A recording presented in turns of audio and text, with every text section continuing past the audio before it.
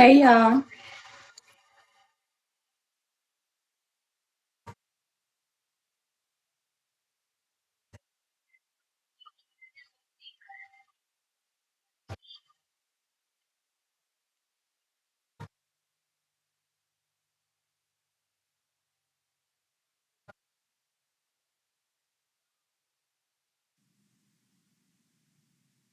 Yo.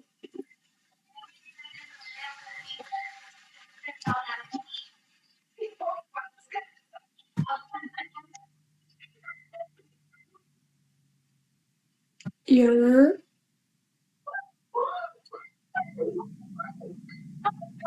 Yo. Oh yeah, that sounds good.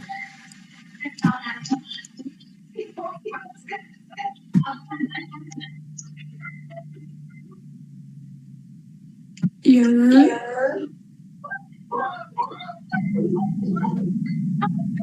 Yo. Oh yeah, that sounds good.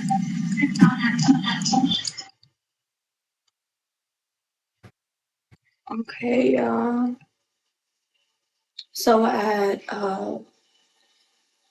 1:15, I'm gonna start this video. 1:20. I'm gonna try to get the people to come in first, and then we'll start this video.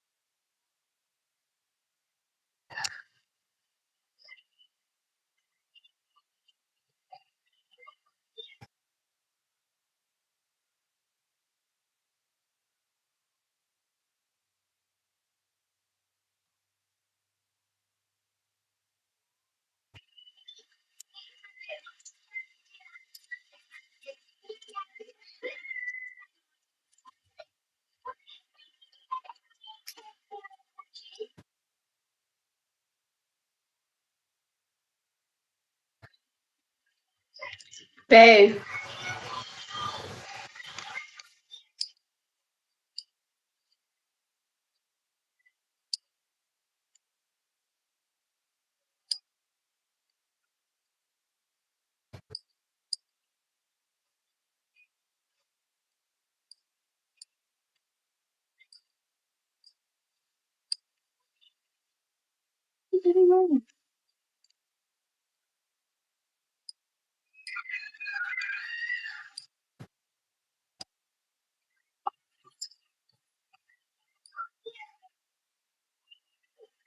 Okay, so I gotta leave that window open. Okay. Baby.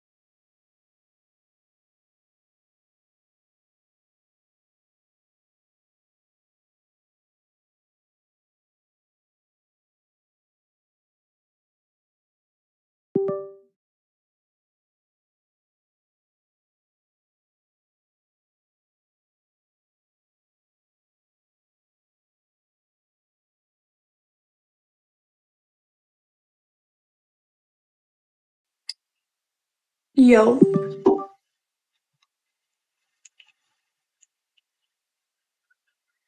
Sorry, I'm just trying to get this audio together.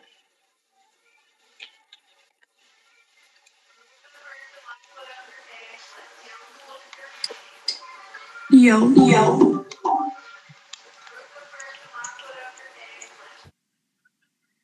Sorry, I'm just trying to get this audio together.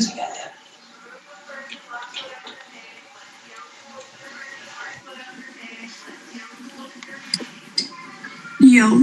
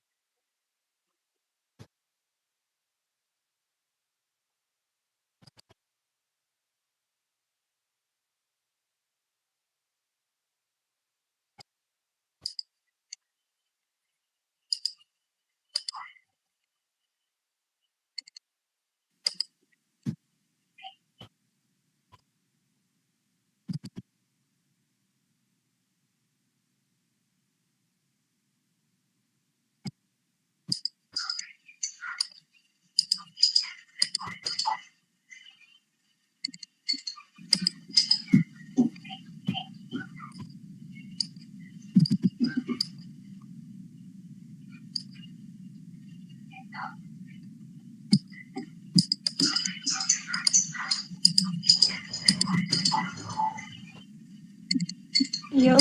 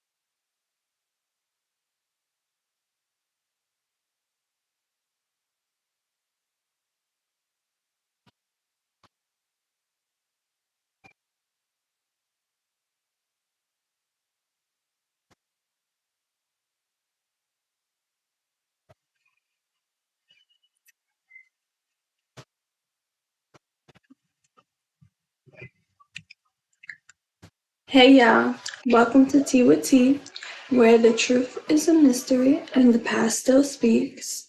Grab yourself up something to drink, get comfy because these videos are anything but soft. Now today we're going to get into a video by Creepy Collective.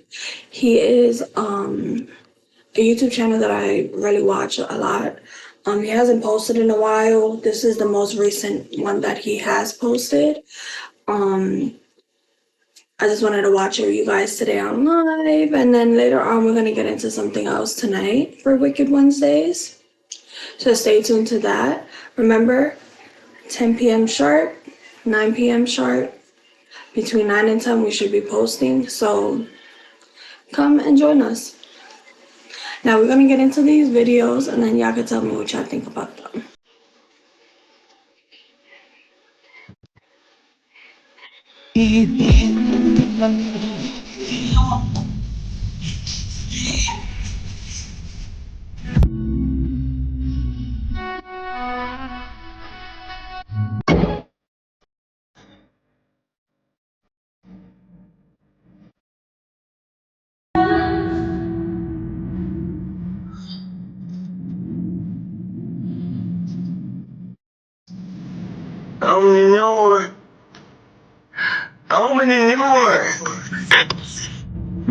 I just rang your doorbell because I have a couple questions for you.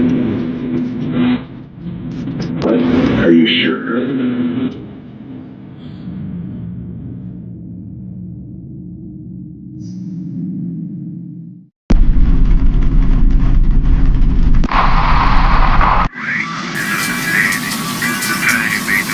Daddy? Yes, baby? Can you tell me another ghost story from TikTok? Pretty please? Okay, but you gotta keep it between you and me. You know your mom doesn't like you listening to ghost stories at night. Alright, I promise. I call these tales nightmares from the block.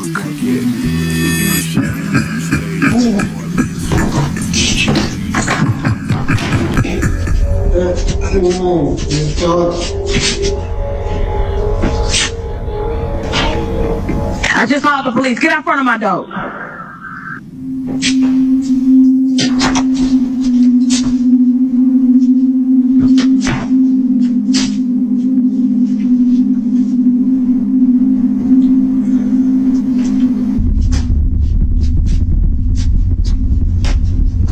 This is the last time I'm gonna tell you. Get out front of my door right now. The police on the way. Go!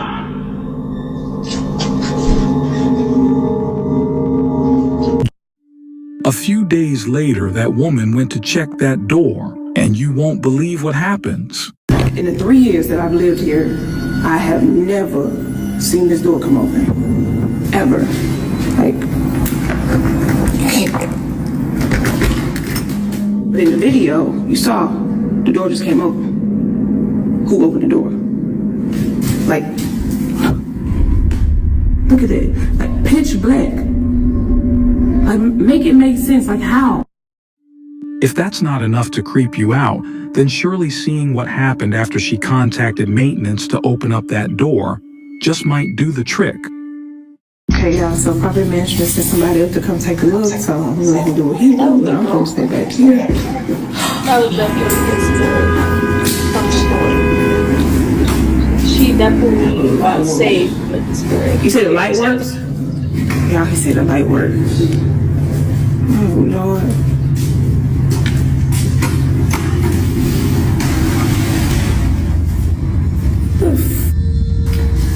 What is that?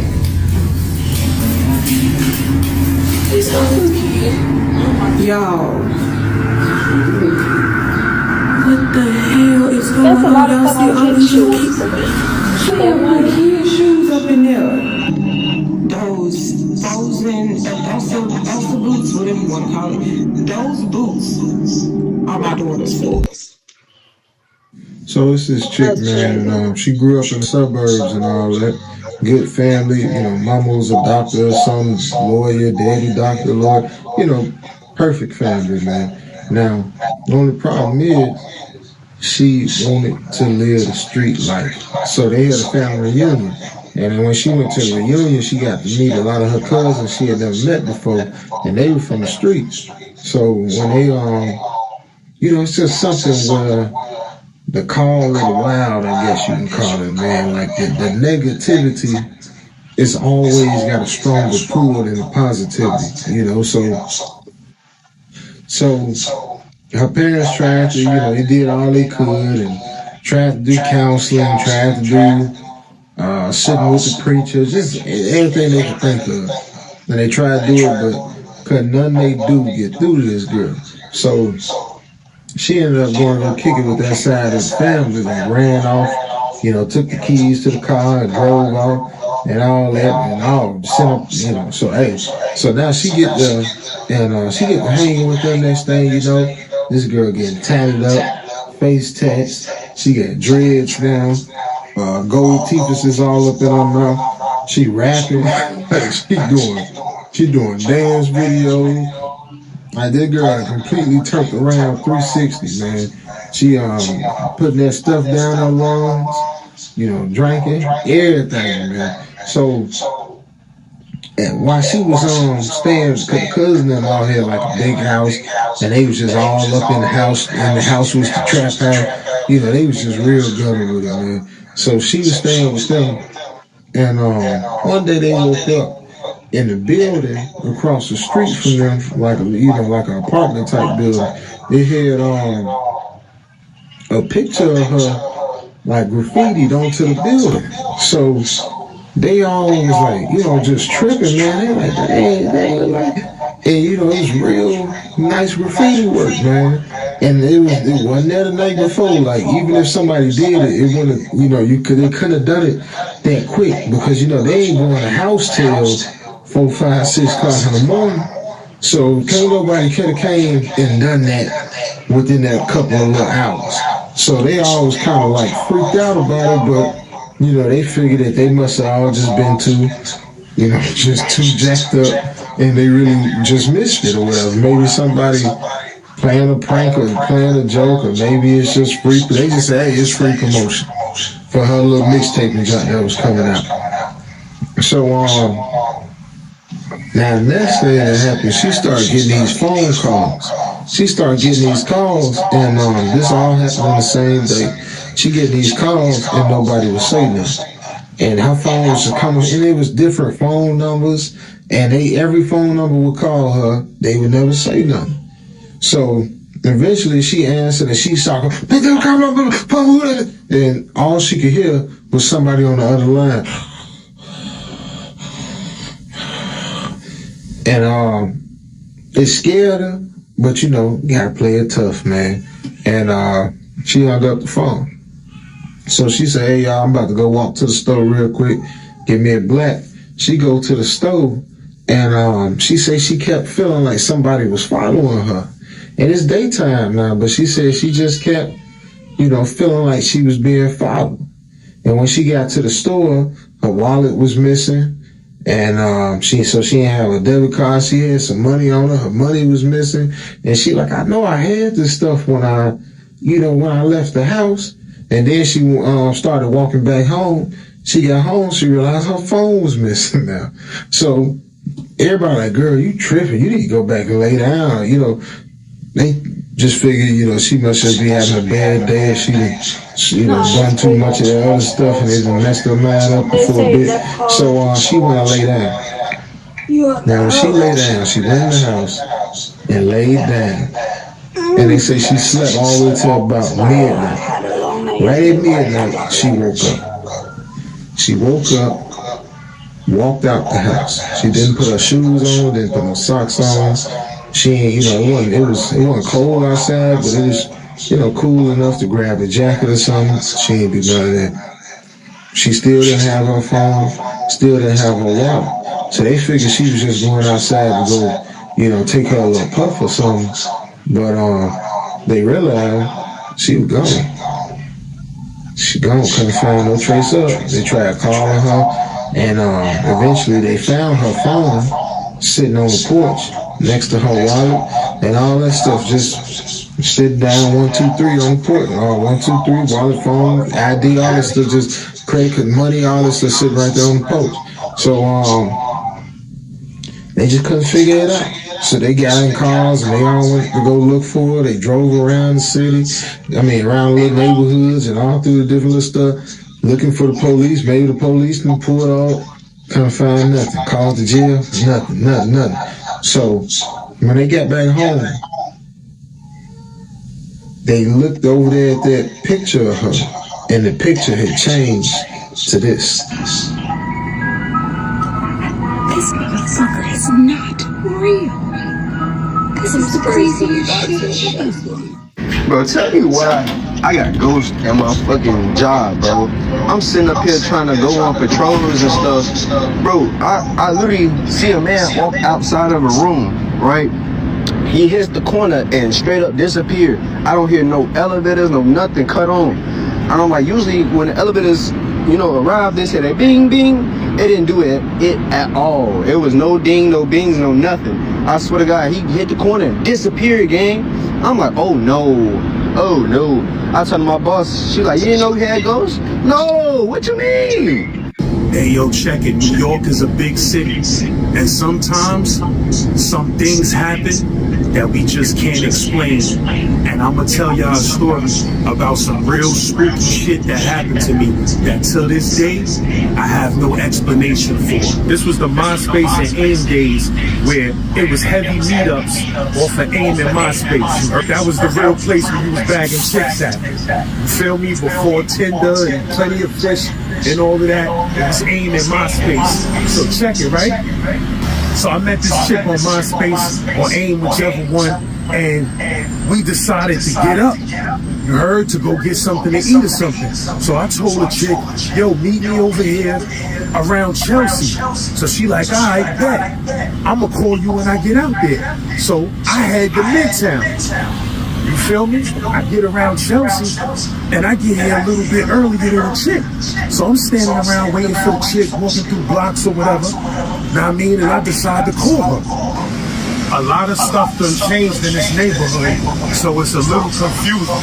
But one of these blocks, back in these years, they still had payphones on the block. And this was like at the end of the payphone era when payphones was about to be eliminated. I've told this story before on my other platforms like YouTube. You heard where there may be more details. Sometimes I forget some details. But on this particular block, it was still a row of old school payphones. Now I mean, so I don't remember if my phone was dead or what, but I picked up one of the payphones and I hollered at her. And she told me she was almost there, right? So I'm like, all right, meet me on 26 and 6th or wherever it was at the time, right? So boom, soon as I hang up the phone, I gaze across the street. When I gaze across the street, I see some dude standing there looking suspicious. So I'm like, fuck, this nigga just standing there in the middle of the street, on the middle of the block, doing nothing, just standing there. So I start walking. I'm going to meet the chick. I start walking up the block. When I started walking, this dude started walking. So now I'm like, I just happened to start walking, and now this nigga want to start walking. I'm like, all right, you heard? So I'm walking, he walking right on the side of me, on the other side of the street. He on the other side of the street walking at the same pace that I'm walking at. So I'm like, yo, what's up with this dude? I'm looking over to him, he looking over to me. I'm like, yo, in my head, I start thinking all type of shit like, this nigga trying to jukes me, or do this nigga know this broad, and that's her man, and he know that she meeting me down here, and he trying to catch us in the act, or whatever? I ain't know what to think. So I'm looking at this nigga, he looking at me, and we walking at the same pace, all the way down the block, right? So then I said to myself, all right, I might just be paranoid. Let me stop walking and see what this nigga do. I stopped walking front like I'm tying my shoe or some shit. I mean, looking at my phone or some shit. And I look over, this nigga done stopped too. You heard? So I stand here for about a minute. You heard? Pretending to be doing what I'm doing just to check this nigga temperature. So I start walking again. This dude across the street starts walking again at the same pace that I'm walking. I'm like, here we go. Here we go with some bullshit. You feel what I'm saying? So boom. So I'm starting to walk again. This nigga walking on the side of me, following me every footstep. You heard? So I'm like, yo, man, all right, man. Once again, I just may be paranoid. So I stopped walking again. You heard? Whatever I'm doing, don't remember if I had the phone or didn't have the phone, but I stopped to act like I'm doing something. Once again, I stopped, this nigga stopped. So now I'm walking with the nigga. So now I start walking again, he starts walking again. So now I'm just kind of grilling this nigga.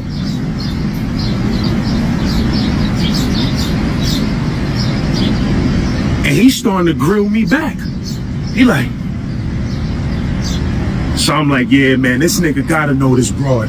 This gotta be this chick, man. He had to get in her phone, find out she was coming down here to meet me. It's about to go down. So now I'm walking, I'm mad at the chick. I'm like, yo, this fucking broad got her man down here all in her business and all of that. I ain't know if she had a man or not. You feel what I'm saying? So I'm tight, my nigga. So this nigga still walking at the same pace that I'm walking. You heard? Like I said, now I'm tight. So now I'm in my head saying, all right, it's gonna go down with this dude. You heard? He following me and he grilling me. Know what I mean? So I'm supposed to meet this chick on the corner of 6th Avenue, right? So as we start getting close to the corner, I'm basically preparing myself like, yo, I'm gonna end up having to snuff this dude. I hope he don't got no weapons on him or nothing like that, cause it's gonna go down. And I'm fresh out the penitentiary, bro. I ain't probably been home for a year and a half. You heard? I'm fresh out the pen. I ain't trying to go back to the can, but I don't know what's up with this nigga. All I know is he following me. Every time I stop, he stop. Every time I walk, he walk. So something was up. You heard? We almost getting to the corner. I look back over at the nigga, and now he just grilling me, looking at me crazy, staring at me with a mad, scary stare like. So I'm like, yo, what the fuck is up with this nigga? So eventually, bro, I couldn't take it no more. And I looked across the street. And I was like, hey, yo, bro. Hey, yo, what's up? He just looking like he in a trance. I said, yo, hey, yo, what's up, my nigga? What's up? He like, yo, this word to everything I love, my nigga. This word to my kids. When I was like, hey, yo, what's up? What's up, nigga? That nigga just was like this. Like he was shaking some shit off of him. Like he was snapping back into consciousness. Like this nigga was possessed, bro. Word to my mother. When I was like, yo, what's up? What up, nigga? I said, yo, why you keep looking at me? Why you keep following me? The nigga was like, said, what? And then it seemed like he just snapped out of some shit and was back a regular street nigga. He was like, what? Now this dude was a dark-skinned nigga. You heard he looked like he could be African or Haitian or something like that. I don't know. You heard? But the nigga was like, what? So he starts walking across the street, and I'm walking like this, and he starts coming across the street. So I'm like, it's going down. It's going down right now. So I start squaring up, my nigga. I start squaring up like this. He coming across the crosswalk. He coming across the crosswalk almost at the corner. So as he approaches me, I'm like, yo, what's up, my nigga? Why you keep staring at me? Why you looking at me like that? So right at the moment when I got to the corner, the chick that I was meeting arrived at the corner to meet me there. So she seeing the whole shit go down. The nigga coming across the street and he trying to walk up on me, right? I'm like, yo, I think you got me confused with another nigga or something. Yo, that's my word, bro. The nigga tried to walk up on me, like he tried to base up on me and get close to me. And for some reason, the nigga couldn't come as close to me as he wanted to come close to me. Like I had some type of motherfucking force field around me. Because the nigga came across the street on some tough shit, like he was about to steal off. And then when he got to me, it's like he stopped and walked around me. You heard? And I'm like, yo, my nigga, what's up with you, my nigga? So like I said, the chick is standing right here. I'm like, yo, my nigga, I think you got me confused with somebody. The nigga just looks at me, ice grills me, and was like, that's alright. While he walking away, he like, that's alright. Junie coming for you anyway. So I was like, Junie? He like, Junie's coming. Junie's coming. And the nigga starts walking down this block right here. Who the fuck is Junie? I'm literally watching this nigga walk down the block. I'm walking with the chick now. We crossing the street. I'm literally watching this nigga walk down the block. And I'm like, yeah, nigga, fuck is you talking about, nigga? This nigga bugging out. Nigga don't fucking know me talking about some Junie shit. And at the time, I was on parole. So how parole get down, you got any type of police contact for a fight or whatever, my PO, I was a category 1. They violated me. You heard? So I'm trying my damnness to avoid anything. But the nigga went down that block. I'm walking with the chick now. And I'm like, yo, you saw that shit? She like, yeah, what the fuck was that about? I said, yo, keep it real. Do you know that nigga? She like, hell no, I don't know that nigga. I said, that ain't no nigga you used to fuck with. That ain't your man. None of that. She like, hell no, I never seen that nigga a day in my life. We walking down this long ass block. We walking down this long ass block. And I'm just talking about the situation. I'm like, yo, that nigga started following me down the block, grilling me. Said then when I said something to the nigga, he act like he snapped out of a motherfucking possession. I don't know what the fuck that was about. So she like, yo, I'm just happy nothing ain't go down. But that nigga was looking crazy, and I forgot to mention, when the nigga walked past me, he had a book bag on. And at the end of his book bag was a motherfucking, a dream catcher. You heard? Them shits that's a circle with the feathers and the feathers hanging down. He had a big ass dream catcher hanging from his book bag. So I'm walking down this long ass block, because it's a long ass block, this block. And I'm telling this chick, I'm like, damn, man, that nigga lucky, man. I would smash that nigga the fuck out here. Toss that nigga all around, throw that nigga into some windows. I'd have fucked that nigga up. You heard? Nah, you I'm like, that nigga lucky he kept it moving. She like, yeah, word. Your spirit So guys we favored your walking to ass this that spot day. that's somewhere on motherfucking 14th Street or whatever to go get this falafel, right? So I'm starting to calm down now. I'm like, all right, yeah, fuck that nigga, my nigga. That nigga ain't no fucking body now. Now remember what I told you. When I left, I watched that nigga walk down to the next block on the same Ave that we was on 6th Ave. So let's say we was on 26th Street. I'm watching this nigga walk to 25th Street, and me and him is looking at each other the whole way. Then when I get on this block, I'm just beefing for the whole fucking block. I'm beefing. You feel what I'm saying? We walking. We done damn near forgot about this nigga now. Be like, yeah, fuck that nigga. That nigga know what time it is. You heard? And we keeping it moving. So remember, we walking from 6th, trying to get Drop a TWT. 2 avenues away. So that's Madison or whatever, right? My nigga, We walking down the block. We finally changed the subject. Like I said, a lot of things have changed in this neighborhood since then, because this was like 15 years ago, right? So boom, we finally changed the subject. Bro. We done walked 2 avenues down from 6, right? We get to the motherfucking corner. I look up, and this motherfucker was standing on the corner across the street. When I looked up, he had just got into the position where he was at. Like, he was literally trying to get there before I looked up so that he could scare the shit out of me. Now, remember what I told y'all niggas. I'm on motherfucking 6th Avenue. I watched this nigga walk down the block. We walk up 2 avenues, bro. 2 whole long New York City avenues. By the time I get there, he's already there. The nigga just standing there, bro, with a look of death in his eyes, and he just laughing. He was possessed. Yo, when I looked up and saw that nigga, bro, I almost pissed on myself. Me and the chick jumped like, oh shit. And she said before I said, she was like, is that dude? Is that guy? I said, nah, it can't be.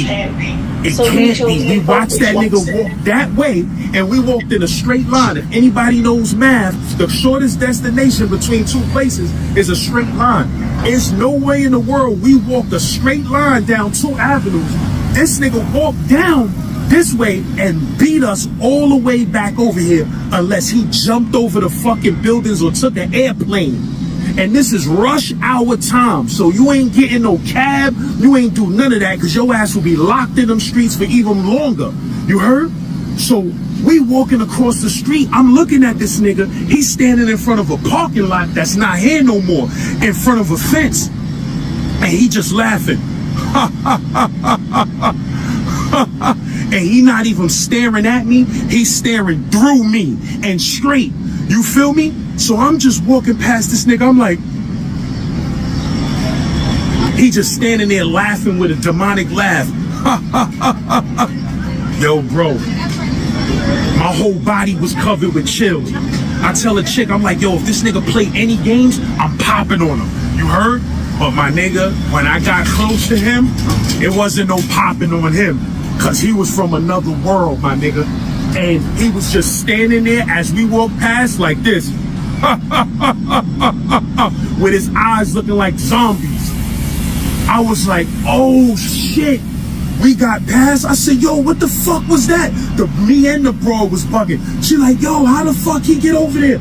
Oh my God. I'm like, yo, what the fuck was that? I said, yo, we bugging? We ain't watched that nigga walk down the bus. She said, yeah, how the fuck he go from all the way over here to all the way over here before us?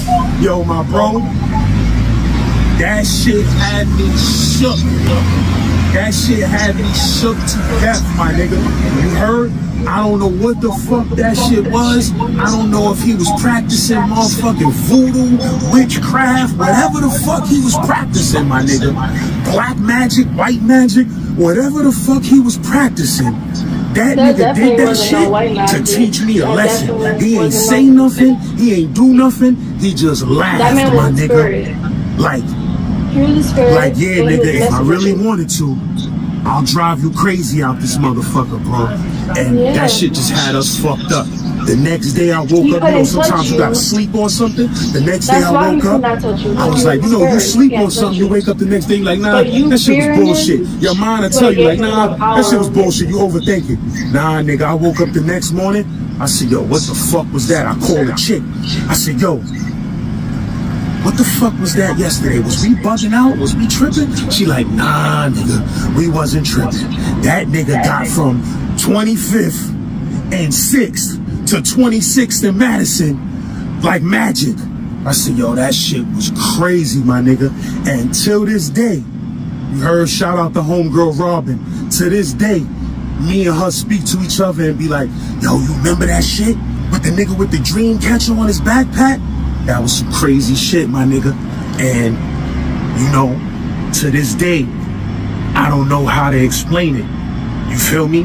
I done ran it over in my mind 30 times. There's no way he could get from there to there before us. That was insane. So I don't know what to think, man. You heard? But y'all leave a comment and let me know what y'all think. And has anything ever happened to you in this city that you couldn't explain? Let me know. So, like I said, the chick is standing right here. I'm like, yo, my nigga, I think you got me confused with somebody. The nigga just looks at me, ice grills me, and was like, that's alright. While he walking away, he like, that's alright. Junie coming for you anyway. So I was like, Junie? He like, Junie's coming. Junie's coming. And the nigga starts walking down this block right here. Ever happened to you in this city that you couldn't explain? Let me know. Does paranormal stuff happen here in the hood, man? Let's go. DoorDash or Uber Eats on me right now, link in the bio. But gang, hell yeah. You will expect, like, well, a lot of people that die here in the hood is filled with paranormal activity shit, and you're right. Bro, let me tell y'all this story. The first time of me actually seeing this shit with my own two eyes. I'm like 14, 15. I'm on a block. I'm cooling with my friends. We being bad as hell, doing shit we ain't got no business doing. And when I tell you that it was this big dumbass house that's on a block, but it's been abandoned for years. Nobody never been in that motherfucker as long as we lived in the area. We always wondered how it looked in the inside. So one day, being bad as hell like we broke in that motherfucker. Bro, I'm talking about as soon as we get in that motherfucker, if the vibe felt creepy as hell. See this abandoned crib next door to me? Picture this, just the house being a little bit bigger. And when I say that the crib was exactly how we thought it was going to be, or even better, you know, the house is a mess because, you know, it's been abandoned for years. So it's all type of shit everywhere. So one of my homies ended up staying outside, you know, we need a lookout. So me and my other two homies that's in there, we had a motherfucker running up the stairs. Us, being us, you feel me? We thinking this our homie. He finna come tell us it's time to go, 12 coming. We literally all looking at the stairs, waiting for a motherfucker to come up because we hearing motherfuckers run up the stairs. My homie look at me, I look at my homie, we all look at each other. It's time to go. One of my homies trying to be funny as hell. If it's somebody here, let us know. Gee, I will remember this shit for the rest of my life. It was like an evil ass voice, a loud ass bang saying, get out my house. Heart dropped in my ass. When I say I didn't look back for my friends or none of that shit, boy, I was gone. I seen too many movies, man. That shit over with. The only reason I believe in ghosts and spirits and stuff like that, because I seen some. I seen 3 in total at the same apartment. I think it was haunted. I wake up late at night. I had the cover on me. I end up coming out the cover. I see an old lady laying on the ground, all gold teeth in her mouth. She's smiling at me. I'm like, hold on. I must be losing my marbles. I went under the cover. I came back out. She was still there. No, I didn't lose these bitches. I went back under the cover again. I came back out. She's still there. I'm scared. I'm thinking somebody broke in the house. Intruder! That's what I'm saying in my head. I'm scared. I went back under the cover for the final time. I'm probably under the cover for like 5 minutes. I end up coming back out. She gone. Me and my brother, we in the same room at the time. We got a bunk bed. I went in his bed and went to sleep. When things are getting colder, darker, and maybe you're hearing some noises in your house. Maybe drawers are flying open. Maybe lights are turning on and off. Well, in my experience, it means your house is haunted. You probably have a poltergeist, and you should sell. If you're looking for a real estate agent that can handle it, give Gigi Olsen with John L. Scott a call. Bitch, please. Get down there. Trying to do about this right here, man. I just moved into this crib about 2 weeks ago. First thing I found when I moved in, I was cleaning out, you know what I'm saying, put my stuff up, look under the drawer, I found this right here. I don't know what this is. So look, I threw it away. 2 days later, it's back. So I threw the little black thing away for the second time. And I told my mama about it. She told me to put some salt by the door. Bro, when I did that, boy, that's when shit really started getting weird now, real talk. Usually when the shit happens, bro, I be trying to ignore it. But this night, bro, it was just, I don't know, bro. I just heard too much noise in the kitchen, so I started recording. Yo, if there's somebody there, can you let me know you there? Oh, hell. Boom, when that happened, bro, I was in denial still. I'm like, man, maybe they got rats or something up in here. But boy, when that microwave flew open, I already knew it was real. Boy, I was like, oh my God. Where have I got there and got myself into? Stop inviting random women to your houses. I said, boo. They probably be leaving shit. Tyreek. Now your ass back. Who's that? It's they, them. Who? They, them. They, them? Pronouns. I'm part of the LGBTQ and the G stands for ghost. Okay, so I'm pretty much this whole TikTok thing, right? And what I do love is a good spooky paranormal story. What I don't see too much of is, like, hood paranormal stories. So I decided to come on here really quickly and share my own, okay? I want to say it was in the the early 2000s. I want to say 2001, 2002, something like that, right? And that building that you see right there, this is where it happened. So we had a friend who was DJing at that club, right? But it really was just a hole in the wall bar kind of thing, right? So they transformed the top part into like a dance floor, right? The bottom was just like a pretty basic hole in the wall hood bar, right? Okay. So as we were invited to this place, we get in there, it is packed at the bottom, at the top. Then this is Philly, so it's like maybe at one point it was a row home, I don't know, okay? But upstairs they turned it into a dance floor with like a makeshift DJ part, right? So me and my friends, my sisters, we decided we're going to support our friend who's DJing, right? It was bad vibes from the beginning to the end, right? I'm going inside the club, the bar, okay? And I notice there's only one way in, one way out, right? Hopefully I could do this all in part one. Hopefully I don't need a part 2 and 3. But here we go. So as we go up the steps, you know, my friends and all of them, they get their, they were getting like Guinness and, Heineken's and stuff. My vibes is off. So I'm like, no, I'm not drinking anything because I want to stay alert and very much aware of what the hell is going on around me, right? So it's a bar. They're playing like Caribbean music, dance hall music. Said friend is on the, ones and twos. He's spinning, right? And people were smoking and, doing the whole thing. Me, I'm just looking around. I'm trying to study which way am I going to go if something go, wrong here. So, because I'm feeling bad vibes, right? Always go with your gut intuition, right? So, as the people are dancing, moving, and swinging, all of a sudden to me, the music changes. The music changes, and these people all start looking possessed to me. And I'm like, time out, what is going on here?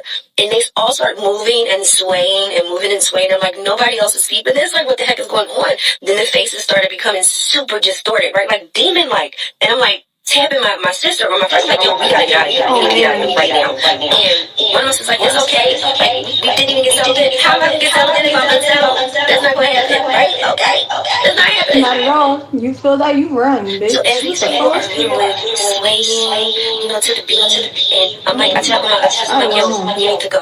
I'm not feeling right. This ain't feeling right at all. And she was like, okay, say less. We leave. And then we hear my sister's like, say less. And I'm just sitting here freaking out because I'm going, I did not have anything to drink. So nobody could have done anything to me. Number 2, I was not, I don't do that at all. So I was completely sober, and I'm watching these people morph into demons.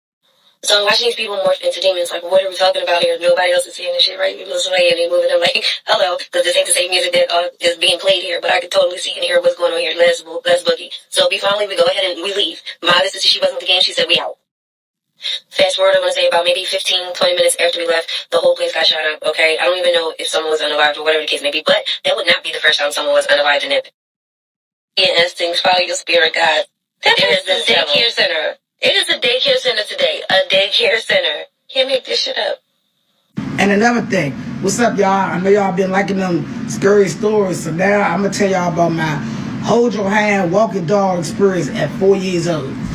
Let me correct myself, y'all. I was actually 5 in 1994 because my birthday is December 19th and Christmas is December 25th. So I had just turned 5 in 1994, and these popping up dolls came out. I had seen them months before Christmas, like a couple of months before Christmas.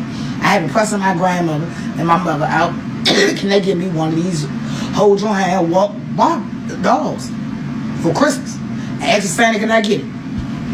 Y'all gotta bear with me, because when you're telling a real life, true story, it's like I can feel the feeling and everything. The same way I feel my grandmother inside my mother out and go, can they give me one of these about hold your hand, walk grandchild on my mother's side, and I was my mother's first child. So ask Santa, can I get it? I got the dog. Y'all gotta bear with me, because like any other average kid that get something they want for Christmas. I was excited that day on Christmas to find out that I had got the dog. Who would be? Now, as a child, you know, a child attention span very short. So yes, I was excited that I had the dog, but I also had a lot of other things that I wanted for Christmas. Around that time, I also liked the Barney. Like I said, it was 1994, about to be 1995. I had just turned 5. I was loving Barney.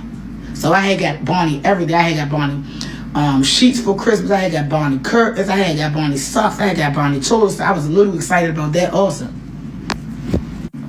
But I still showed my dog, you know, some love because I really wanted that dog. So I about to get into the beast and the bow of the story. So one day, I'm in my room. I'm from DMV, and my DMV folks might know what it's at, but I used to live on Aston Place down there by B Street on the other side by the strip mall or whatever. So my grandmother and my mother was still living together. Mind you, my mother had me at a young age. That's another story for another day. So of course we still living home. Drop a TWT if you in here. I'm in me and my mother room that we shared. Mind you, it's a couple days after Christmas, so I got toys and stuff sprawled all over the place. Mind y'all, like I said, it's just me. I was the only child at this time. That whole day, I had been playing with my Barbie doll. Like, you hold his hand, it walk with you. No funny. You hold the J hand, the J will walk with you, right? Play with the J. I play with it, play with other toys, play with it, play with other toys. I decided to play with it and then go sit on the bed. I think I was playing with something else. My right hand to God, y'all. I'm sitting on the bed, y'all, playing with another toy. Son just told me to look out the corner of my eye, y'all. When I say that motherfucker doll baby was walking by itself, on my life, the doll baby was walking by itself. I don't think it was discontinued or it had any effects. So I really feel like that joint was possessed or something. I don't know, y'all, but I do know I was only just turned 5, but that really happened. I didn't imagine it or nothing. When I told my mother and grandmother and them, they thought I was playing. You know how parents is. But I was dead serious. And after that, y'all, I swear I never played with that doll again. Let me know if y'all had experience with the walking doll. If y'all had a doll that you hold the hand and the walk, and y'all had any paranormal experience. Because I know I can't be the only one that experienced it. The girls say they want another Black People Haunted House story. And I'm going to give it to y'all. The house is still standing for anybody that got, like, any type of concern. It's still there. A whole nother family moved there. And sometimes I drive past it and I be wondering, do they experience the same thing that we experience? And somebody also said that it was like a demon attached to me. Girl, I rebuked that shit. Ain't no demon attached to me. That was that motherfucking house. I done prayed up and saved up, baby. One thing about me, if you know me, you know I love you to God. And don't mind showing me. So the devil could never take control of me. That's neither here nor there. Okay, y'all. I'm in my room. This time I put my bed together. Because after they was shaking my bed, that shit really fucked me up. I'm a homebody, so like, if my mom was at work or something like that, even if she wasn't at work, my brothers would always go outside. And I'd be in the house probably taking a nap or something like that. Like, that was just my combo. I'd go home and take a nap before I do anything. So I'm always at home by myself. We had a garage in our kitchen. So, like, the garage door was connected to our kitchen. We had a huge kitchen. I'm in there fixing me something to eat. Like I just told you, I just got out of school. And my uncle moved into the garage, but he wasn't moved in at that time. So, like, it ended up becoming a living space. So I didn't have to worry about the garage as much no more. I'm in the kitchen making me some noodles on my iPod. You know, life was good. We using the Wi-Fi network Netgear. Life was real good. And then next thing you know, the garage door, all I hear is tap, tap, tap. And it came just like that. It just kept saying tap, tap, tap, pause. Tap, tap, tap, pause. Tap, tap, tap, pause. And the reason why I'm getting louder is because it's like the taps was getting more and more intense every time. It was just like tap, tap, tap, like boom, boom, boom. Like it was just getting more and more intense. So I go and open the garage door like a scaredy cat. I just opened it and pushed it in like, what the fuck? So I'm looking in the garage. Ain't nothing there. You know how your mama back in the day, they used to have them big ass TV stands or whatever? They metal. But like, it looked like a bookshelf, but it's not a bookshelf. They put TVs on it. But we had one. We had a big metal TV stand, and it was huge. And it's super sturdy because it's made out of metal. Like, nothing ever have knocked it down or nothing like that. It's always stood tall. Ain't nothing there when I open the garage door. So, go back to making my noodles. Go in my room, close my door. That's my routine. I'm gonna close my door. One thing about it, I'm gonna close my door because I don't want to see nothing walk past the goddamn hallway. I'm in there on my phone, and I'm just eating my noodles. Really, I was at the end preparing for my, my daily nap or whatever. So all I hear on the wall, tap, tap, tap. Then it sounded like somebody's fingers was sliding down the wall. So, of course, I jerked my door open like, Quay, stop playing. That's my brother, my oldest brother. And he one of them people that can sneak in a room full of people and you'll never know he there. So I thought he was fucking with me. Quay had never answered. So I went out the room to go see if Quay was in the house hiding somewhere trying to scare me. Quay was nowhere near in the fucking house. But it led me back to the kitchen. And all I hear again is tap, tap, tap. I didn't pay no attention. I was off to go in my room. I guess that's where this shit got angry with me at. So next thing you know, all I heard was 3 big ass booms like banging on the door. It was like, boom, boom, boom. I was like, oh my God, what the fuck? So I ran out the house. Like our kitchen is a straight shot across from the front door. So I run out the house. I'll be right back. You can open our garage from the outside at this time. So something just told me, it's something in the garage, go open the garage door. So I pulled up the garage. Everything in the fucking garage. And you would have thought a fucking Tasmanian devil had just ripped through there. And mind you, I had just checked in the garage a couple minutes ago. Like, what could have possibly did that? I probably would have chopped it up to an animal or some shit like that. Had that TV stand not been flipped over and bent in the middle. Mind you, it's no TV on it. It's nothing but like paperwork and shit like that on it. It's papers everywhere. And, as I'm opening the garage, the papers is still falling from the air. So like this freshly happened. Fuck me up. I'm telling my mama what happened. She like, nobody been up in my house. I'm like, ain't nobody been up in this house, girl. But all I hear is tap, tap, tap. We cleaned up the garage, talk about it, trying to figure out what's going on. Nobody was too mad about it. But I was still visibly shaken up about it. I didn't want to sleep by myself.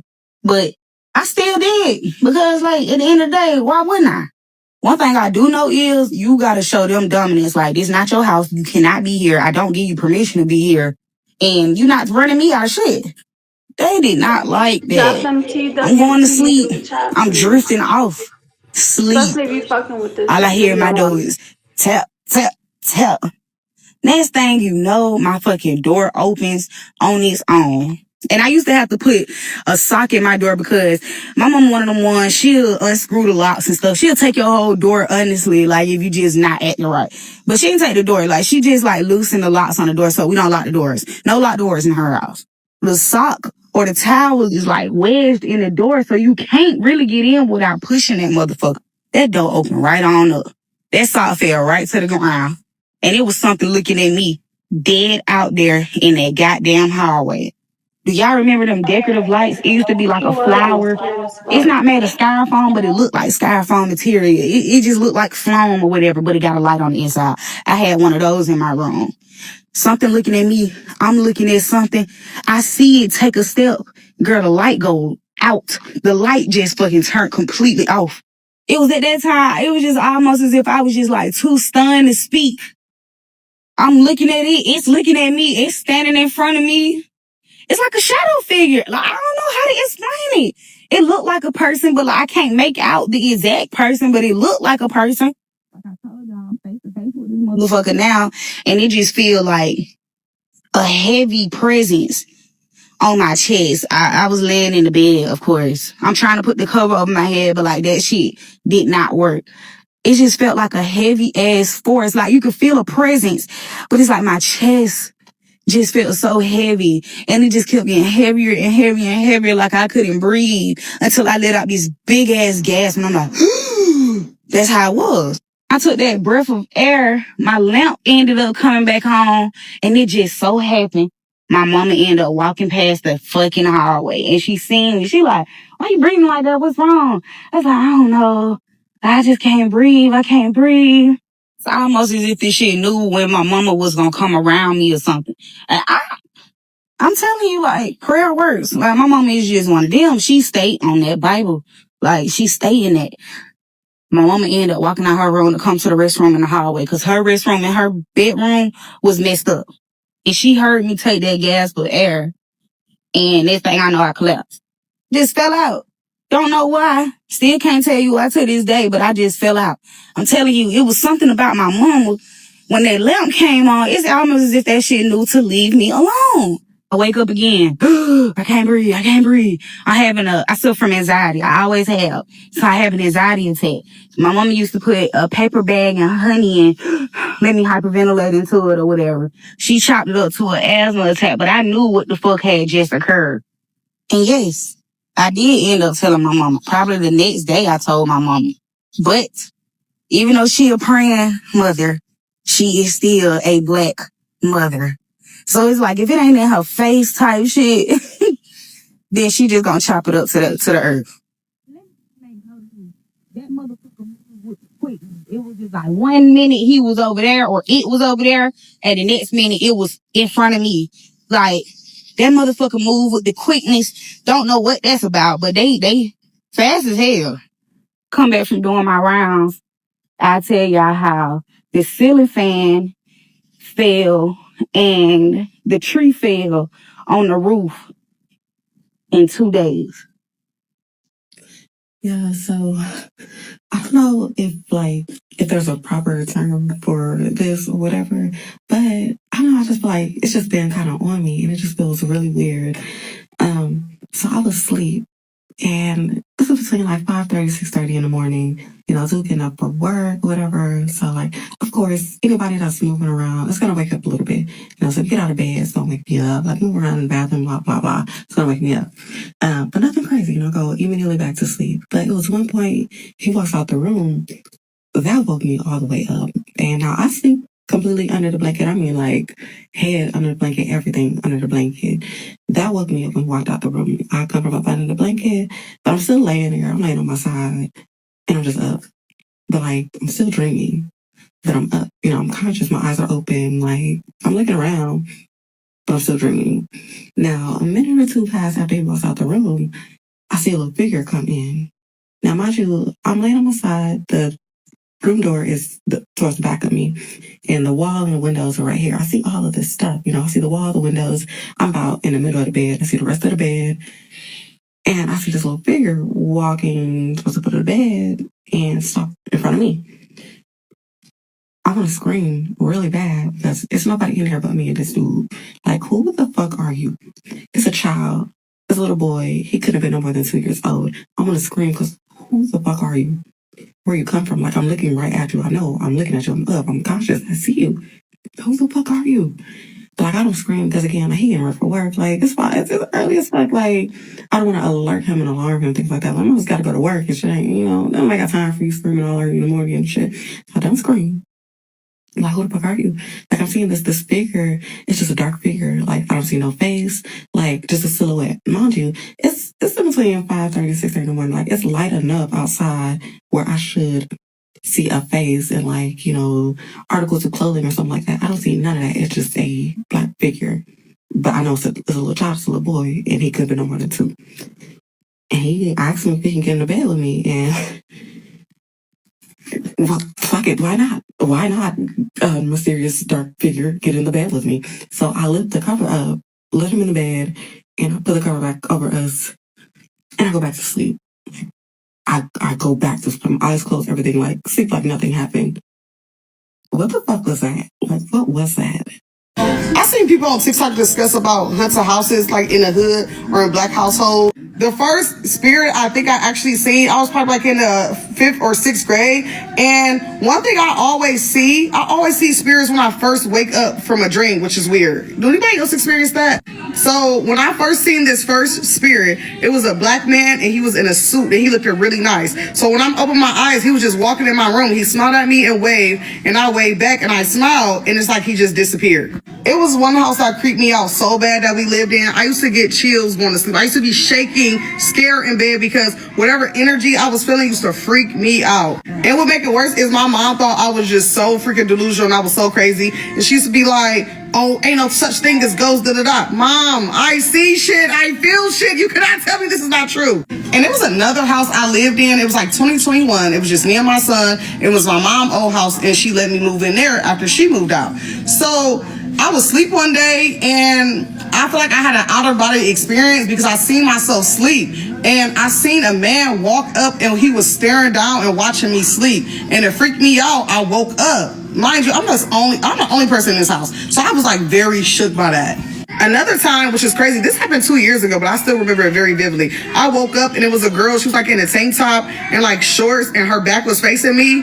And it's like once I woke up, she got up and she walked away and vanished. But when she got up, I just said thank you as if she was protecting me. To this day, I still cannot explain that. I remember one time I woke up in my house and I seen a big black figure in my doorway. Like it was huge, like covering my whole doorway. And when I woke up, it scared the shit out of me because it was pitch dark in my house, but I still seen this big black figure in my house. Mind you, this house always gave me an eerie feeling, especially in that basement. It felt like I was constantly being watched. It was to the point I would rather go to the laundromat than wash clothes in my basement. And like my energy was so off when I was in that house. It seemed like I was going crazy. I was irritated all the time. I was just so freaking angry being in that house. Mind you, this happened 2 years ago and I was on my own. So this is not like a house I live in with my parents or my family. It was literally just me and my child. And I never really could tell if I was in a haunted house, but one thing I can always say, I picked up on energy so freaking well. Like, if a house felt eerie or uneasy, I would sleep terrible every freaking night. And then, like, explain it to people, I don't feel like they really understand because don't nobody else around me really experience this but me. So I'm like, am I crazy or do I know? Like, I'm very tapped in with the spiritual world and I'm very in tune with that.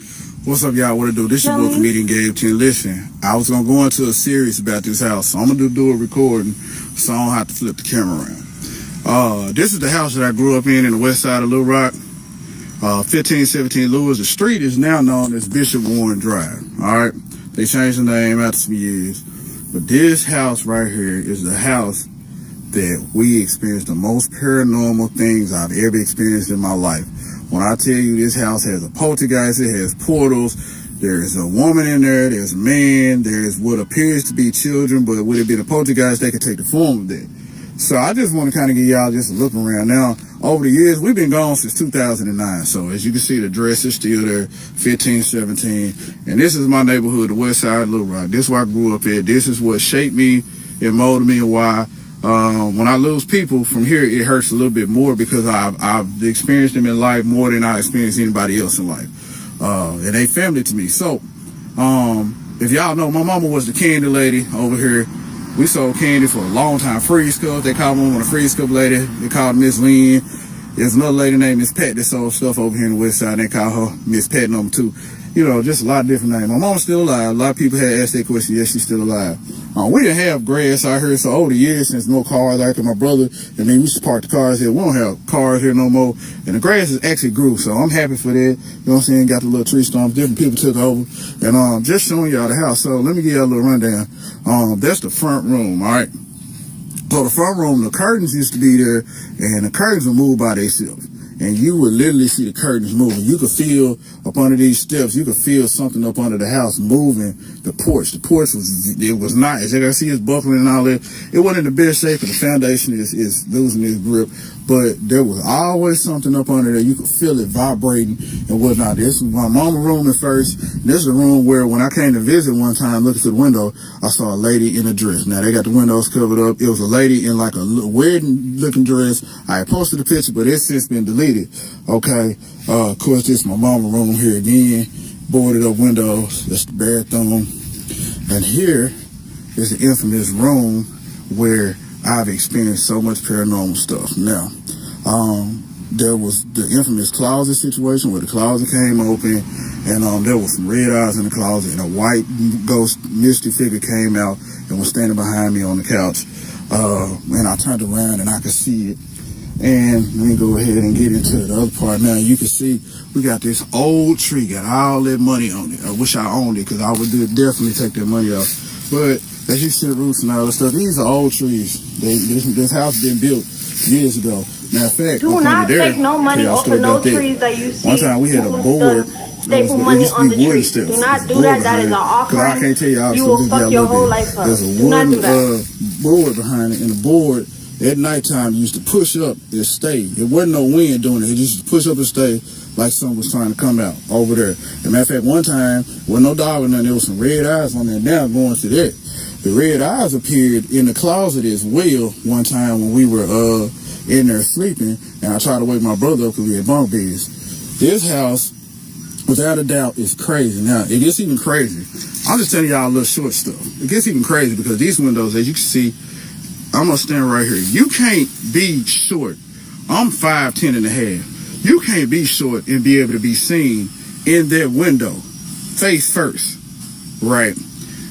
When we ain't had no curtains on there, or when we had the short curtains on there, you could see a figure standing up against this tree looking in the house. And it had dark face, had dark eyes. You couldn't really see the eyes, but it was dark. You could see him all the way in the front room of the house, which that's after the door that used to swing open by itself had broke off. So that door broke, and you could see him looking in. And so my mama got some curtains to cover it up.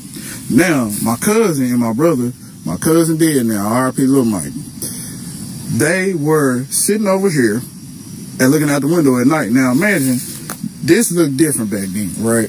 But it was darker. It was, you know what I'm saying? No lights in the alley, nothing, right? Tree shadow covered. Of course, you can see some of the limbs that fell off over the years and stuff like that.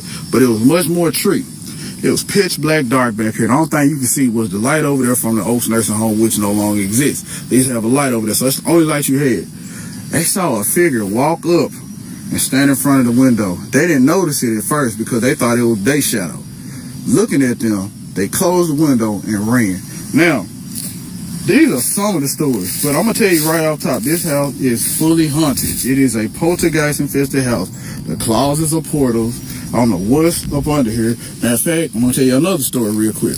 Up under here, there used to be a hump up under the house. I remember we used to go up under the house. Mama used to say, stay out from under there. There was a hump under there. And with that hump, it was like something was buried there, but it would never go down. And I just tried to look up under there and see. I can't really see no more up under there because you have to go all up under there. I don't know what's up under there, and I ain't trying to look because it might be something looking back at me. I don't want to mess up my whole day. But it was a hump up under there. And I would notice that the hump sometimes would be lower than it was at first. And I couldn't figure out what that was. Still don't know what it was, but it was paranormal indeed, because at one point in the kitchen, you would feel something up under that bumping. Now, we did have dogs. Our dog used to go up under there. But here's the thing about the dog. The dog sometimes wouldn't go under there. It would sit in this little hump over here, right here where we used to sit at. The dog would sit right here and wouldn't go up under there. And it would be raining and everything else, and the dog wouldn't go up under there. Now, that leads me to another story that I want to tell y'all about, but it's another time. But what I'm telling y'all is, this house is fully haunted. If you knew the thing, that back door, the police kicked in the back door and all that, messed it up. But if you knew the amount of things that would knock on that back door and nobody would be there at night, we had a latch on there. One time we forgot to lock it, and I kid you not, you could hear something pushing the door up against the latch. And my mama got up and she started praying, and it stopped. I know I ain't tripping. I just heard something behind me. There ain't nothing behind me. Okay. All right, whatever. I'm going to go, because I know you... This is the craziest part, though, that I feel like is modernized crazy. We have dreams about this house. But here's the thing. The last dream I had about this house was remodeled. And as you can see, this house is not remodeled. They've done no remodeling to the house. This house is still in bad shape. And listen, when I tell y'all, that bathroom window always gave me the creeps, because it's always like you waiting for somebody to look up in that motherfucker and just look out at you. And I won't be surprised if I review the video later on to see it. But I just want to tell you about my old house, 1517 Lewis, aka Bishop Warren Drive. I feel like something trying to run past my ear. Like, man, this is crazy. I gotta go. I have too much paranormal shit going on, shit behind me. That made me feel like something poking in my ear, like making it go in and out of hearing. House, you got it. I just want to show the world who you was, because they need to know how crazy it is. I really want to do a whole documentary series about it, but it's about as far as I'm gonna go right now, because I will have to get some people that, you know, that experience it, which is my mama, my brother, my sister, a couple of my cousins, homeboys. Like I say, man, this house is shit. I feel like my energy gone. Anyway, yeah, this house is crazy, man. I ain't never experienced no shit like this in my life. And we didn't experience crazy shit, but this house is full-fledged haunted. And even our neighbor's house, when we took, I got proof of it, we took pictures of him, my next door neighbor, and the guy that was dating his daughter, both of their spirits showed up in that window right there. It's crazy. It's crazy than the motherfucker. Anyway, let me get off here, y'all. I just want to show y'all this house. Alright, so since you say you want to hear more, I'm gonna tell you the first story that happened in that house. It's kind of the first two. So when my mama, we stayed in a house that was already haunted in the south part of Little Rock.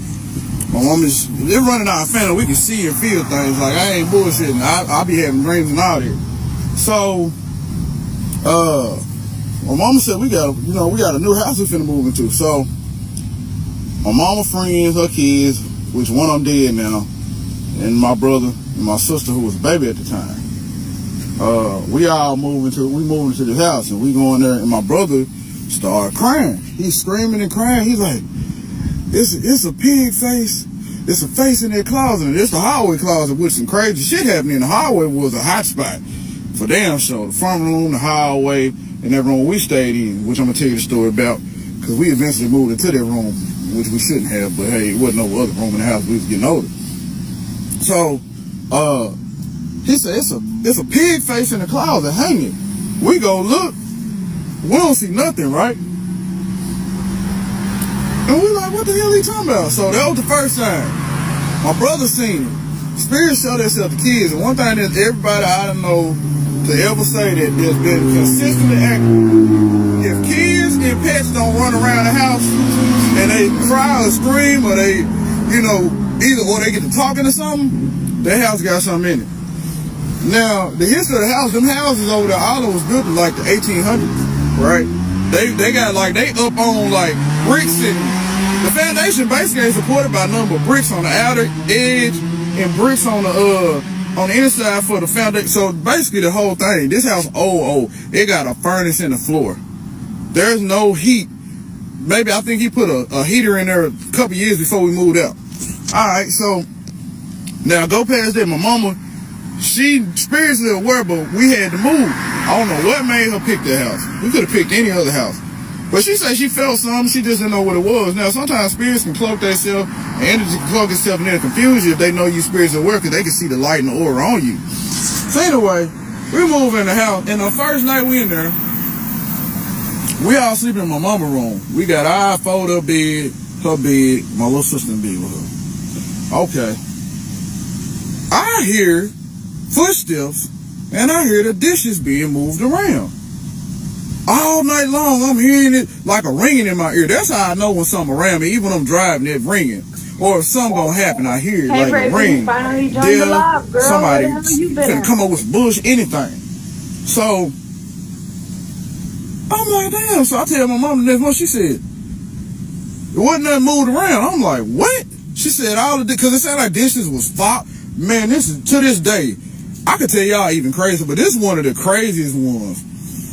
To this day, them dishes sounded like they was crashing, like somebody would put, like, it's a dude. The head spirit is a dude. He died in the room. I'm gonna tell you how we found out. So get past that. The back room door will open and close by itself. Like, anytime you could just be in the hallway playing as kids, it just and shut, like the wind was doing. So we assumed it was the wind coming through the window in the room, because the house wasn't insulated. We used to have to put plastic on the windows and stuff like that. That's even crazier story part to it too. So while we doing that or whatever, then my mama get this, something happened to her. I think she seen something or something. So she called these people over to pray. These people come over, they say send the kids outside. Now, mind you, we already sensitive to this. My brother done had experience, I done had experience. Hell, my sister even had experience later on that was even crazier than the one that my brother had. But I got the one that top it all off. Me and my mama do. So, they put oil, you know, olive oil, praying oil all over the floor. I'm talking about, some told them to put it all over the floor. And this room probably about, it's big enough to have bunk beds, a couch, all types of stuff in there, but it's not a big room. Okay. Why all the oil dry up except for in the shape of a bed in that room? And the people was like, they told my mama, they was like, he's still in here. He's still sleeping in here. So not knowing what I know now, I didn't know about residual hauntings and time overlapping, and when somebody don't want to, you know, cross over, they still stay in a happy place, but to them, we invade their space, if that makes sense. But they a spirit in the spiritual realm, but the spiritual realm was more open in their house than any other place, because like I say, the closets was portals, the hallway was crazy shit in the attic, under the house, like that whole house is just a hot spot for spirits. So my mama said they told us to come in and see if we could see it, cause it's like they could see it, but it's like, I guess it was kind of he was trying to cloak it. So they called us and they said, Gabriel, go get Gabriel. He the oldest, right? Yeah, I'm the oldest. Okay, bring me in. I go in and I stop as soon as I get to the door, because I draw immediately. Like anytime I know a spirit is in my house, I know where it's at because I can feel it. I'm drawing right to it. So, goddamn it, I look, I see the oil is dried up for in the shape of a single bed that a man sleep in if he's single. Now he died in there in that bed. How we know? Because they told us, they said that he was talking to them and they was telling him he need to leave, and he was like, he don't want us in there. What the fuck? So y'all talking to the nigga, like, can y'all cast him out? They was like, we gonna have to come back. They never came back. So because of them fucking with him, he proceeded to do all types of crazy shit. This motherfucker turned in the Lord's head in the closet, pulled the clothes back, showed me he was in that motherfucker one time, and walk around the house. We used to be eating, you'll hear this motherfucker walking around the house stoned. We got old wood floors, mind you, ain't nothing up under the house. So you can hear that nigga, dude, then he running through the house, and he ain't in it. And listen, this motherfucker ain't stopping for no walls. He going through walls and everything. So, I'm trying to think if I want to tell y'all this other part, because y'all might not believe me. But I'm going to tell you like this. This man used to read our minds. And he took the shape of my cousin that got killed in 94. Woke me up. I heard him calling my name. Woke me up. Out of my sleep. I go on the highway. It's my dead cousin holding the basketball. He's like, come play with me. Now, mind you, I'm not going to tell y'all the whole story, because y'all going to be like, oh, this nigga lost it. No, I ain't lost it. This shit real. But we had the kitchen door, old school kitchen door. It was real thick. It was kind of had a spring on it, so when you push it open, it's swinging back and forth, right? Once I went in there, that door would not open back up. So there's a lot more to that story, because he clicked up with something else that was attached to somebody in my family that had an ultimate goal of trying to take me out. A prophet told my mom a long time ago, he said, something or the devil, he said one of the two is going to try to kill your son. I kid you not. Between the house and the streets, I done had a lot of attempts on my life, and thank the Most High that it succeeded. But back to the main part, I'm going to let y'all have it, because it's almost 10 minutes. I know y'all want to watch the whole thing. The spirits were so organized. They would be in your ear while at the same time showing themselves physically. Them closets, man, one time we was in my mama's room, I seen some skinny skeleton black fingers come out the closet door, reach around that motherfucker like this, and slide the door closed. Mind you, these fingers on the other side of the door closed. And I ain't talking about no, it was powerful enough to where the door closed and latched on the lock. In the chat. I told my mom, I said, there's something in that closet. She said, well, stay out of it, because I don't know what exactly it is. I said, Mom, I'm going to tell you like this, it's a spirit. So she started knowing the house. That's when shit got crazy. Because she don't know all of the tactics to, she didn't know how to, you know what I'm saying? She just knew to anoint the front door, the back door, the window, and you know what I'm saying, the front of the house. But when you're dealing with stuff in your house, there's a certain way you have to know. So my mama didn't know, but not to say it didn't work, because it slowed down a lot of stuff. But I can tell y'all a lot more. But anyway, that's my little 10 minutes. I wasn't planning on doing time. I'm going to do 5. But yeah, that house hunted like a motherfucker. And I got plenty more stories. Because if I tell y'all the one about the dog, that shit gonna blow y'all mind. They fuck with everything that we love. I kid you not. And that furnace is a key part in it too, because there was something under that motherfucker. Anyway, I'm gonna give y'all some more if y'all want some more. About this, right? If all these movies always have all these ghosts and stuff coming up in these suburban and rural houses with these families way out, you know, whatever, but wouldn't it be make more sense for the ghosts and stuff to be up in the projects, to be up in the hood, to be in a place where there's most suffering? Where's most of the suffering at in America? It ain't in the suburbs. It's in the hood. It's in the projects. That's where most of the suffering at. That's where most of the pain at. So if people's spirits gonna come back after they dead because of all the suffering they did in their life, wouldn't it be in those spots? I just seen a story where they're talking about paranormal activity in the hood. And I'm gonna tell my story. Here we go. If y'all from Durham, North Carolina, y'all know it's a handful of projects that was set up, okay? The one I'm talking about today is Matt Dougal Terrace, okay? If you know, you know. Matt Dougal Terrace, okay? Now, boom, I was born in 96, okay? When I was in Matt Dougal and I experienced the experience I'm about to talk about, I was maybe 6. I was probably 6 or 7. Now, listen, here we go. So it's probably like early 2000s, probably 2002, 2001. All right? Now, all right, my mama and her friends grew up together. If y'all know, okay?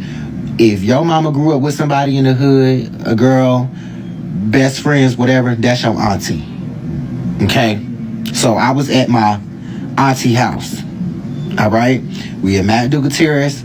I remember the unit. I remember all that to this day. I could walk back and go back to that house right now. So my age at this point in time is not relevant, okay, to the story. So don't be saying I was too young to not know what to know what I seen or whatever the case may be. I was not hallucinating. I know exactly what the fuck I saw. Go follow his page. It's called The Creepy Collective. Boom. It's in my description. So we stand there. Now I always had an eerie feeling. I used to always always want to be up under my mama. Okay, I don't know. I feel like early on I always like felt and seen things that I was just more spiritually connected. All right, and I don't care what nobody say. I know this for a fact. All right. Now, this particular night, everybody in that motherfucker was asleep but me. I had a hard time sleeping there. That's why I used to tell my mom, I used to cry, do not drop me off there. I always felt something was off. Now, we sleep. We in the living room. All right? You know how it used to be. Everybody laid out on the pallet. Everybody got their pallets out. We there. It was too many kids for everybody to have a bed. So we laid out on the pallets, all right? I'm in here supposed to be asleep. I couldn't sleep. For some reason, I could not sleep. All right? I got up. I'm looking at the cabinets.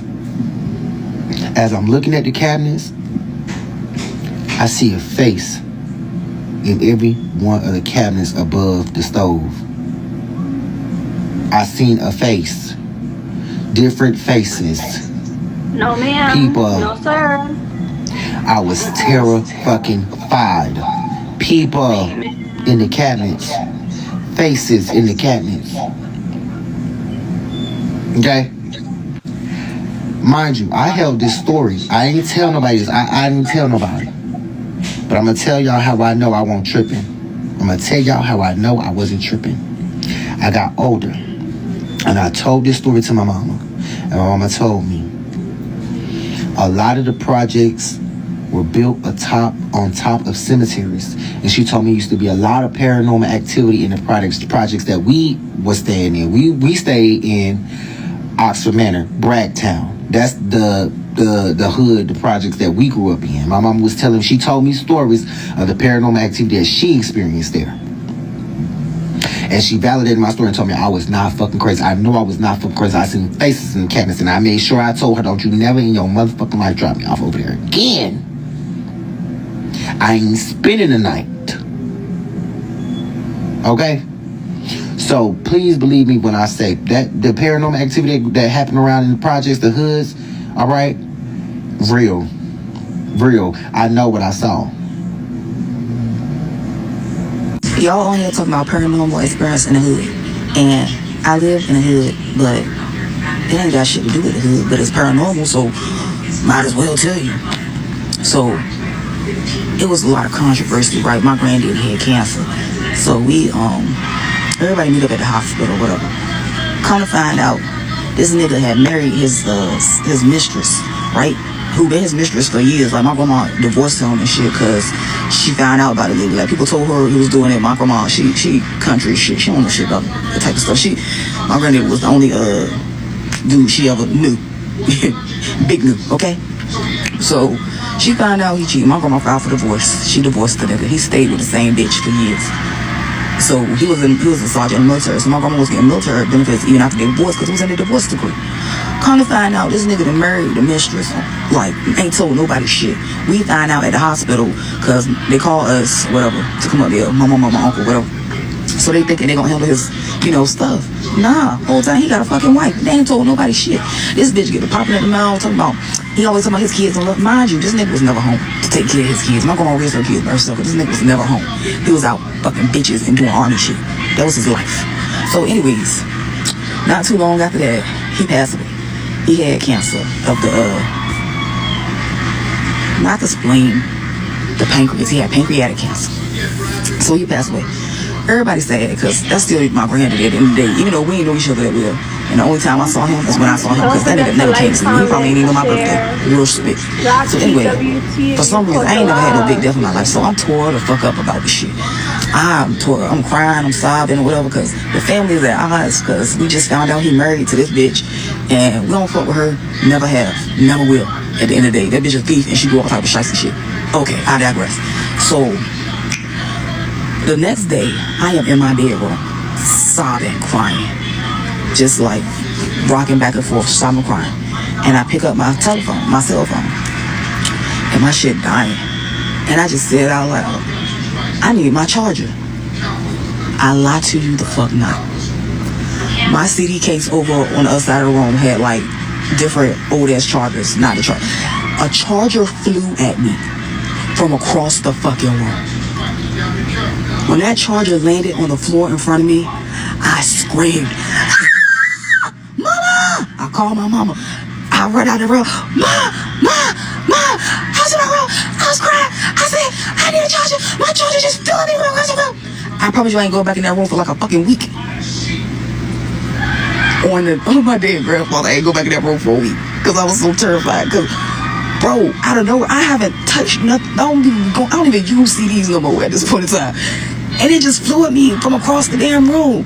And I'm like, Granddaddy, don't ever do that shit the fuck again. I never asked you to do no shit like that. Like, why would you do that to me?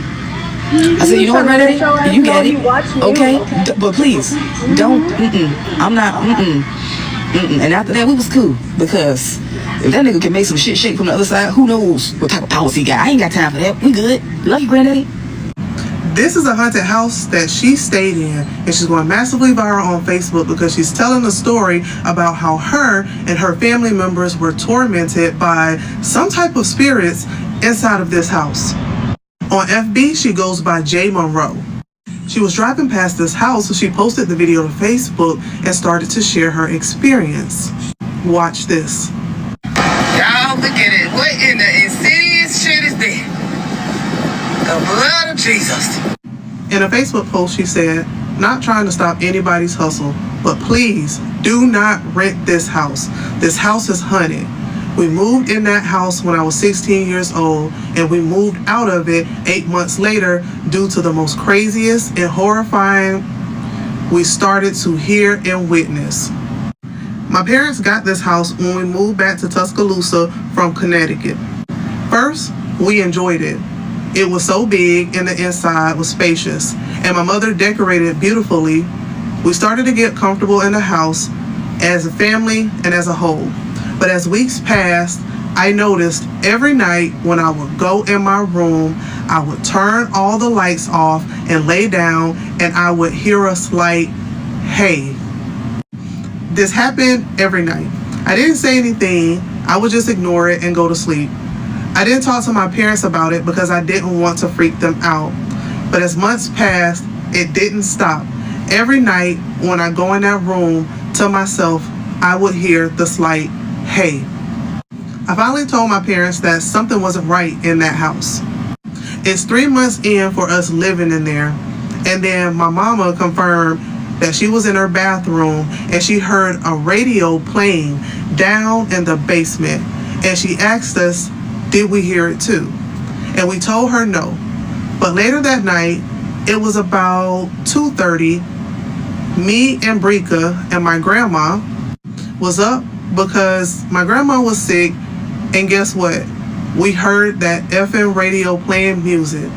So the next morning, my mama made my daddy check the basement, and the radio was found with no cord attached to it. See the comments for the rest of the story. I went through thousands of comments, so you don't have to, and that in itself deserves a follow and a share. And then she tells the story about what actually happened when her dad went to check on the radio. She says, so my daddy found the radio with no cord. As days went by, every night we would hear that same old radio playing with the same old song sounding like a classical song. So one day, my grandma and mama left my daddy in the house by himself and went to the Piggly, I'm sorry y'all, and went to the Piggly Wiggly on the west side. My daddy said he was in the bed and he thought he heard my mama and grandma talking in the living room. He said he got up and checked to see if they were there, and nobody was there. He said it scared him so bad, he went and sat on the porch until they came back. The rest of the story was in the comments and it was all out of whack, but here's the gist of everything. She says that my mother contacted the landlord, Miss Annie, and told her what was going on. And she came out and told my mama that the house was given to her and her children and that they moved into the house. She said her son told her he seen something with red eyes standing over him. She also said that her and her daughter would not hear nothing, but her son was terrified of the house to the point that she moved out, fixed it back up, and then rented it to my mama and daddy. She also tells the time about these beings or perhaps spirits attacking her grandmother. She says, okay, boom. My grandma was in the bed laying down and she was sleeping. She bust out screaming, waking up the whole house, telling us that something grabbed her foot. We almost had to call 911 because she was so scared. She had a panic attack. Then she talks about the time that her cousin came to the house. And she said, then when I invited my favorite cousin to come and stay the weekend, my mama cooked for us and made us go to sleep. My cousin slept in the living room and she woke everybody up telling us she heard somebody telling her, hey. She was so scared, she didn't go back to sleep and she never came back to stay with me again. Someone in the comments was like, your house had all this going on and you kept inviting people over? Funniest thing ever. She talks about the time that her mom called the pastor, and she says, so then my mom called our pastor and she came and blessed the house. And she told my mama and daddy that she seen nothing but funeral home flowers in it, and we all joined hands and prayed. But when she left, it got worse. And then I found this comment where someone allegedly knew about the house. And she said, not one lie is told. That house was bad. And then she tells the story about the time another set of cousins came over. Here's what she said. And after that incident with my grandma, it got worser. My cousins drove from Birmingham to Tuscaloosa to see us, but we wasn't home, and they didn't know.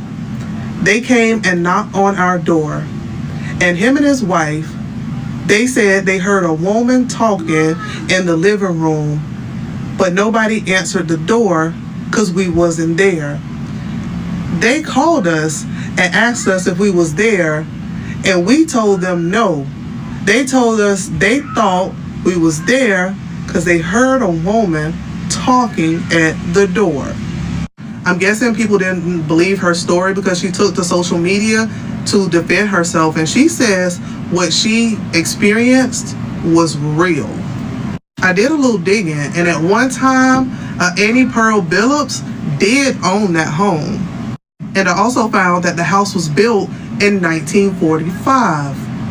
She's supposed to be going live to tell part 2 of the story and to give us the details about everything that happened and what was the final breaking point for her family moving out of that house. So if you want to follow this story, you can go check out her profile, or you can like and share this video. Make sure you follow me, because when she does that part 2, I'm going to come back and let y'all know what's what, because this story is crazy. Since everybody's telling scary stories, I thought I'd tell a scary story from the hood. So, me and my sister used to go to my nana house on the north side of St. Louis, St. Ferdinand. Is that the north side? I think that is the north side.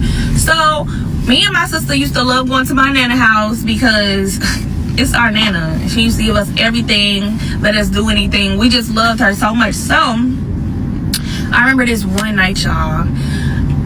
We slept kind of like, it was like by the front door, like on a couch or something, I think, because we used to sleep in her bed sometimes, but if we didn't sleep in her bed with her, we slept like on this couch that was kind of like by the door. And first of all, the house was scary, period. Like, I hated spending the night over there, but I loved going over there because it was just scary. Like, it ain't my house, so I'm scared. I don't know. So one night, I swear to God, one night, I kind of like woke up, and I was kind of like, my eyes wasn't fully open because I was just scared. I'm like, I don't want to look around because it was dark as fuck, and we by the front door. So anyway, I freaking opened my eyes, y'all. It was an entire jazz band playing in front of me. Right here to God. An entire jazz band, and they was straight playing. I'm like, so don't nobody hear this? Don't nobody else see this? Like, my sister was on the other couch, and I was trying to wake her up, and she would not wake up. And I'm like, I know I'm not losing my mind. Yeah, when I say it was like a whole band in front of me, like on the stage, not even like really on the stage, but like a step or something, and they was playing, they was all black and shiny looking, like they looked maybe like sweat or like greasy or something. They was playing a fucking band, y'all. They was playing a band, saxophones, trumpets. They was up there like getting it in, and I was so scared that I wasn't scared. Like, I was almost, I guess, just in shock. So I ended up just closing my eyes, and I'm like, maybe if I just close my eyes and try to go back to sleep, they'd be gone. So I did that, and they was gone. And I never told nobody that story, but one day I said that to my mama. She was like, I saw the same she said she saw the same damn thing. Picture this. It's about 2008, 2009. My grandma moved to this new house in Compton. There's about 2 units on the property. My grandma stays in the front, and there's this lady who stays in the back that goes by the name of Diane. One thing Diane would always make note and let us know and say, she said her family members died in the house that my grandma moved into, and that they sprinkled the fucking ashes on the roses. There were beautiful roses in the front. I honestly believe every word she said. Fast forward to this one night in particular, my grandma decides she wants to go to the house. My mom has to go to work, so she decides to drop me, my brother, and my grandma off at the house. We go the whole day, we're doing our thing, no problems subside, cool. You know, one thing I will know, like, we would play outside throughout the day, and there was this long driveway, but there was like this little strip of like building or like house in between the two units that like kind of connected, that was always constantly locked and gated, and there was just like a whole bunch of random things in there I never truly could see in there, but I could see the outlines of things, and it gave like a weird vibe, and like, yeah, like this weird energy. Cool. I never really thought much of it as a kid. I was just like, let me stay my black ass away from that. So nighttime falls, whatever, we're in the house. At this point, we're all tired. My grandma's like, we're going to go to bed. We're all going to sleep in the bed together. My grandma's laying upright and my brother's laying upright. They're laying towards the headboard and I'm going to lay at the end of the bed. Cool. So I get up, or I'm going to go turn off the light or whatever. Something tells me to look over to the right, like towards the closet. So I'm sitting here, I'm doing my thing. I turn off the light, but I'm looking at the closet.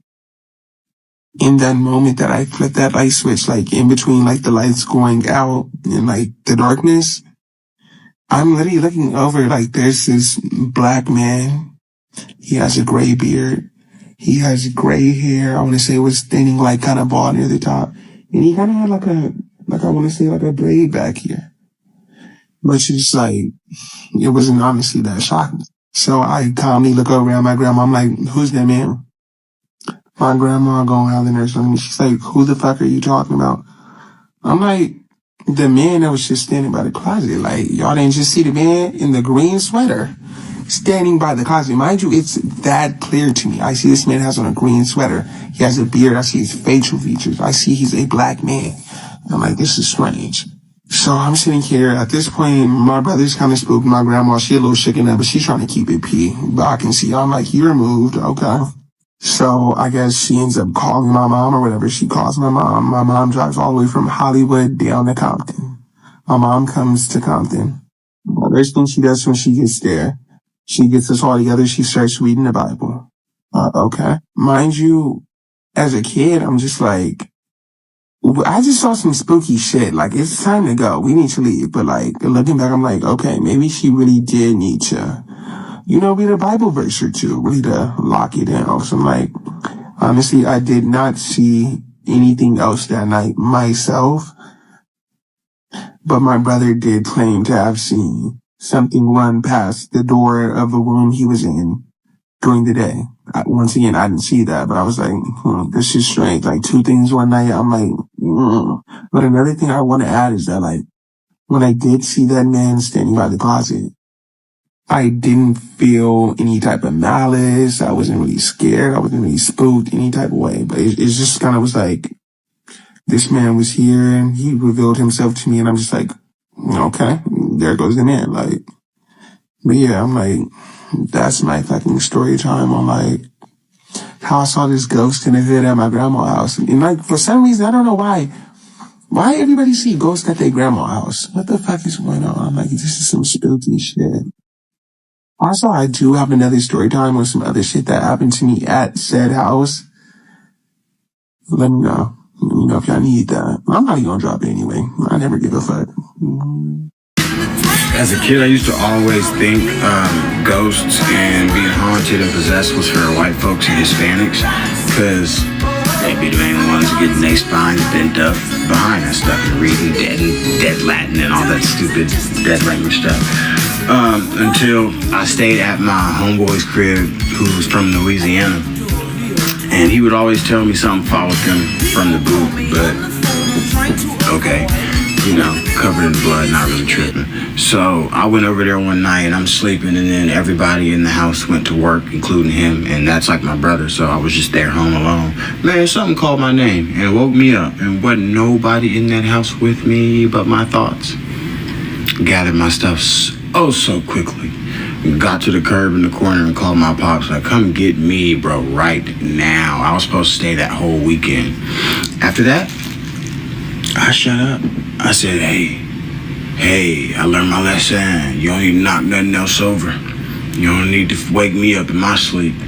I get it. I got it. It's good.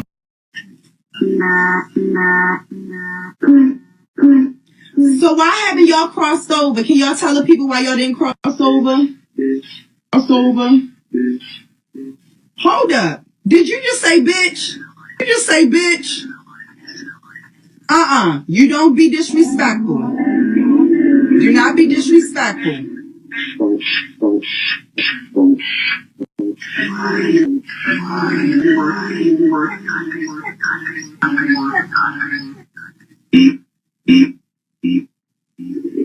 Dave, you better get him because he been disrespectful. Don't you be calling people out their name. My mother raised me. You know my name. Don't call me out my name.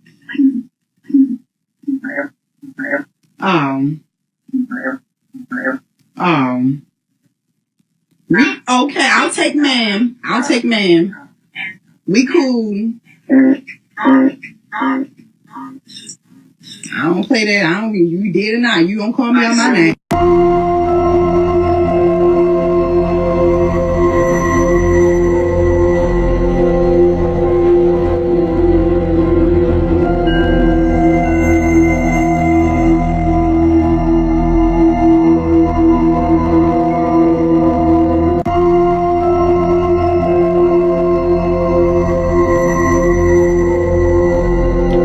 Not him trying to rob a haunted house.